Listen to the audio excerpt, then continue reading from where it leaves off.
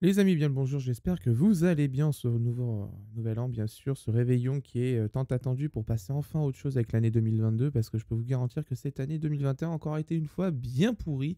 Merci le Covid, merci les coffrets Blu-ray, merci les coffrets tout pourris qu'on a eu cette année, et on va en faire justement un petit peu un bilan et de savoir ce qui va se passer à l'avenir. Qui dit bilan, dit on va retracer un petit peu ce qui s'est passé en 2021. C'est vrai que cette année, c'est assez mitigé en termes de qualité vidéo. On a eu globalement des coffrets Blu-ray vraiment pas terribles, notamment Black Fox, Doctor Stone, ainsi que dans une certaine mesure Vinland Saga avec un Master Télé, mais bon ça c'est encore différent. Mais voilà, c'était quand même une année 2022-2021 très pourrie, et on a eu aussi le gros fiasco de All the Anime avec Violet Evergarden qui est sorti avec une qualité audio bien pourrie. On a globalement eu aussi de belles sorties, hein. Clannad qui est sorti 14 ans après sa sortie télé au Japon, qui est sorti chez Kana cette année, ça c'est quand même une très bonne nouvelle quand même pour pouvoir découvrir cette œuvre dans les meilleures conditions possibles. Mais Kana a aussi sorti l'un des plus gros flops quand même au niveau Blu-ray cette année, Amagi Bryant Park, avec un gros problème de son. Je vous invite à aller voir la review de toute façon si vous voulez aller voir un petit peu ce qui se passe dessus. Mais globalement, on a quand même une année assez en demi-teinte quand même. On a eu beaucoup de problèmes au niveau des coffrets Blu-ray. On a eu quand même pas mal de fiascos, pas mal de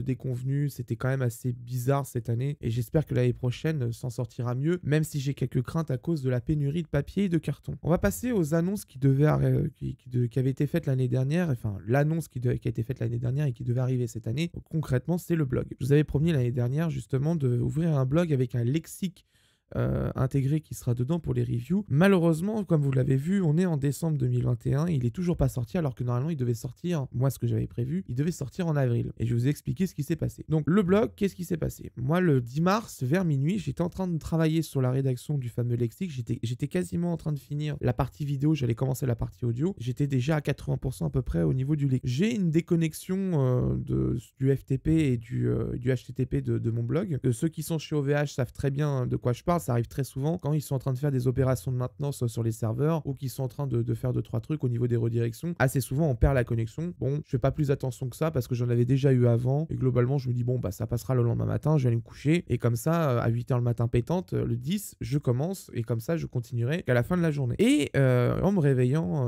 à 8h du matin, et là, je vous dis, en tête dans le cul, etc., je me réveille, je vois Twitter en feu, je vois des RT de partout, je vois incendie, je vois OVH en top tendance. Bon, je me dis, bon, je me dis encore OVH, encore dit une connerie ou fait une connerie. J'allume BFM et là, je vois les images de BFM TV. Je me dis, ah, et ben en fait, tout simplement, c'est le Data Center Strasbourg 2 et une partie, je crois, normalement de Strasbourg 3 qui a pris feu dans la nuit du 10 à minuit, je crois, minuit 30 à peu près.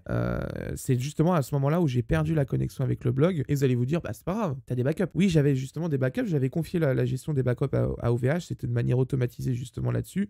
Il est vachement bien leur système pour ça. Et je m'étais dit, bon bah c'est pas grave, je vais aller récupérer un backup et je vais relancer ça ailleurs. Je vais leur demander qu'ils me bougent qu'ils me donnent un nouveau host et que j'aille réinstaller tout et tout remettre et remettre la base de données en route, etc. Et ça allait être plié en une petite après-midi, ça allait être plié, je vais pouvoir redémarrer. Eh bien en fait non, parce que tout simplement la zone qui a pris feu, donc ça a touché mon hébergement, mais ça a aussi touché l'endroit où il y avait mon backup. Et donc j'ai perdu la totalité des données du blog. Et ça c'est quelque chose qui est très difficile à avaler parce que vous allez vous dire mais pourquoi t'as pas fait de sauvegarde en local? Parce que tout simplement le site n'était pas encore en production et que j'utilisais beaucoup le système d'écriture d'articles de WordPress pour faire le lexique parce qu'il a un excellent système de mise en page qui est bien mieux que ce que j'ai sur PC avec Word ou Office ou quoi que ce soit. Donc je préférais l'utiliser et c'est surtout que c'était beaucoup plus flexible. Sur mobile, il y a les applications pour pouvoir le faire. Sur Windows, c'est beaucoup moins bien fait. Il y a vraiment beaucoup de problèmes. Et donc du coup, j'avais préféré faire comme ça et de laisser pour l'instant OVH faire les backups parce qu'il y a des jours je ne pouvais pas travailler dessus. Ça faisait des backups automatiques et au moins j'étais sûr de pouvoir les récupérer. Et quand le site allait être mis en production, c'est-à-dire ouvert au public, là j'allais justement pouvoir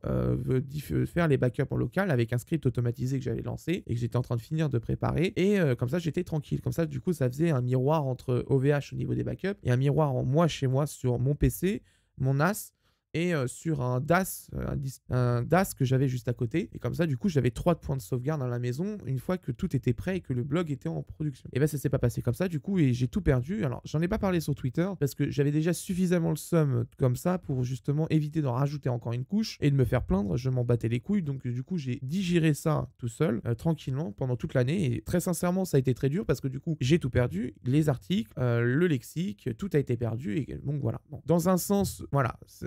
Je me dis, heureusement qu'il est sorti et que la panne s'est faite pendant que j'étais en train d'écrire le lexique et pas une fois que je l'ai terminé. Là, ça aurait été vraiment catastrophique, mais quelque part, je me dis, s'il avait été terminé, le site aurait été sûrement en prod, j'aurais peut-être eu un backup à la maison. Bon, ça, c'est un autre problème. Mais bon, bref, pour vous dire, il va venir, ce lexique. Vous inquiétez pas, je vais le reprendre. J'ai digéré, je suis passé à autre chose, j'ai tourné la page.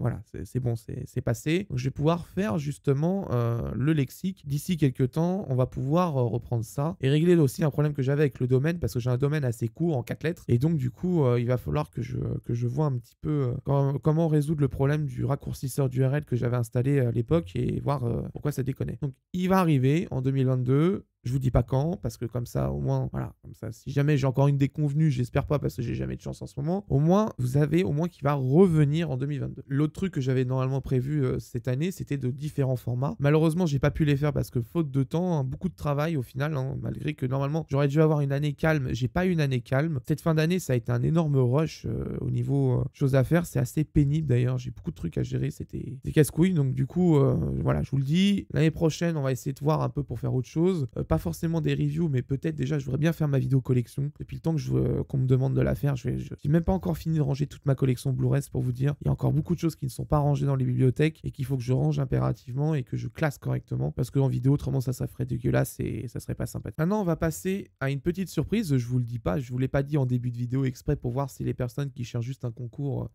soient parties. Je vais vous organiser un petit concours sur cette chaîne et sur cette vidéo, je précise bien, ça sera du coup un tirage au sort fait le 4 janvier sur YouTube. Je vais vous offrir, et je vais vous mettre les photos sur la vidéo, un coffret DVD et pas Blu-ray, et vous allez comprendre pourquoi. Je vais vous offrir le coffret Prestige en DVD de Kala no Kokai, alias The Garden of Sinners dans notre beau pays. C'est une œuvre magnifique du combo de Ufotable Type Moon qui vraiment est somptueuse. Il faut absolument voir une œuvre pareille, au moins une fois dans sa vie d'otaku. C'est nécessaire. Vous allez voir ce que c'est que l'Ufotable des années 2000, déjà la qualité qu'ils avaient en animation par rapport à ce qu'ils font aujourd'hui. On se dit, ils avaient quand même déjà énormément d'avance sur les autres à l'époque et ça se confirme beaucoup en regardant The Garden of Sinners. Donc je vais vous offrir cette édition Prestige DVD. C'est une édition que je possède moi à la base et que maintenant j'ai l'édition Blu-ray, mais même si elle est un peu moins bonne que l'édition DVD, je préfère garder pour une question de cohérence de collection. Mais cette édition DVD au niveau qualité vidéo est un peu meilleure. Elle n'a pas d'aliasing. C'est le gros avantage par rapport à l'édition Blu-ray qui est sortie dans notre pays. Et comme ça, du coup, vous allez pouvoir avoir cette édition avec les OST qui sont à l'intérieur, qui sont normalement plus incluses avec les dernières éditions qu'ils avaient sorties, casées à l'époque. Ils avaient retiré les OST, ils avaient laissé que les films en DVD. Donc là, cette édition contient tout avec de magnifiques visuels, un magnifique fourreau. Au niveau qualité et vraiment packing, c'est vraiment l'un des meilleurs coffrets qui avait sorti casé à l'époque. Donc vraiment là-dessus, vous allez être gâtés. Et quand vous aurez le coffret dans les mains, pour celui qui gagnera ou celle qui gagnera, vraiment, vous comprendrez pourquoi je vous dis que c'est un très très beau coffret. Donc, pour pouvoir participer, ça va être très simple. Il suffit tout simplement de mettre un commentaire et d'être abonné à la chaîne, bien sûr, bien évidemment, parce que je peux vérifier ça, c'est pas un problème. Donc, d'être abonné à la chaîne et de mettre un commentaire. Et le commentaire, vous mettez ce que vous voulez. Soit vous mettez une anecdote, soit vous mettez un remerciement, soit vous voulez me raconter votre pire fiasco en Blu-ray, ce que vous avez acheté.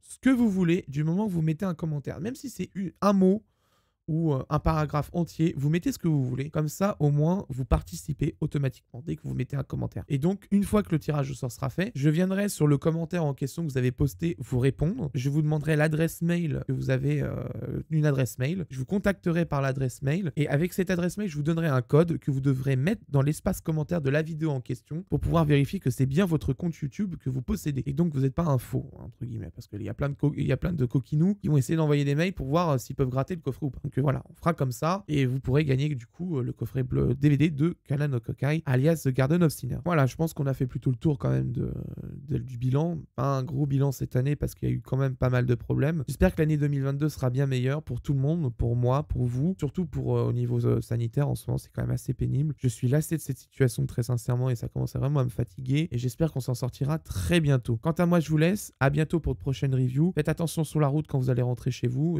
J'ai pas envie d'avoir des morts dans mes commentaires hein, de gens qui sont normalement abonnés et qui ne reviennent plus. Donc ce serait quand même bien dommage. Donc faites attention à vous, prenez soin de vos proches, prenez soin de vous et à l'année prochaine du coup pour de prochaines reviews. Et normalement la prochaine review ça sera Dololo qui arrivera sauf si Tybex sort Yu Yu Hakusho ou Evangelion qui devait sortir normalement cette année en Blu-ray le Yu Yu Hakusho et qui encore une fois n'est pas sorti. Et ça je pense que ça sera le prochain running gag encore une fois de 2022. Allez, des bisous et à la prochaine. Ciao.